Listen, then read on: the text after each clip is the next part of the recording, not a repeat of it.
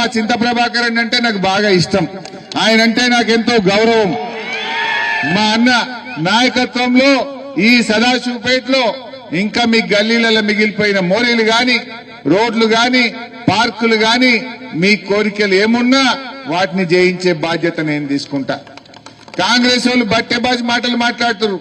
మేం గెలవపోతే చెయ్యమంటారు. నీ అయ్యా జాగిరా? ఫైనాన్స్ కమిషన్ పైసలు బరాబర్ మున్సిపాలిటీకి వస్తాయి.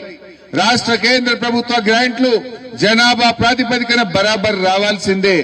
రేపు కూడా రప్పిస్తాం. మళ్లీ బీఆర్ఎస్ ప్రభుత్వంలో అంతకు మించిన స్పెషల్ ప్యాకేజ్ తెచ్చి సదాశివపేటను అన్ని రకాలుగా అభివృద్ధిలో ముందుకు తీసుకొని పోతాం. ఈరోజు పట్టా సర్టిఫికెట్లు ఇస్తామని మళ్ళా కొత్త డ్రామా మొదలు పెట్టిండ్రు. మరి 2.5 ఏళ్ల నుంచి ఎందుకు ఇయ్యలే? 2.5 ఏళ్ల నుంచి మిమ్మల్ని ఎవరు ఆపిండ్రు? ఇదంతా కూడా డ్రామా.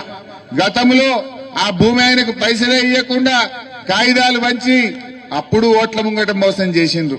మళ్లీ ఇప్పుడు ఓట్ల ముంగట మోసం చేసే ప్రయత్నం చేస్తా ఉన్నారు. కేసీఆర్ గారి హయాంలో మున్సిపాలిటీలకు మంచిగా నిధులు ఇచ్చిండు. మున్సిపాలిటీలు శుభ్రంగా కేసీఆర్ తయారు చేసిండు. హైవేకేలి ఊళ్ళే మొత్తం డివైడర్ పెట్టి లైట్లు వేయించింది బీఆర్ఎస్ పార్టీ కాదా? ఎవరు చేసిండ్రు ఈ లైట్లు? ఎవరు చేసిండ్రు ఈ బటర్ఫ్లై లైట్స్? ఆలోచన చెయ్యండి.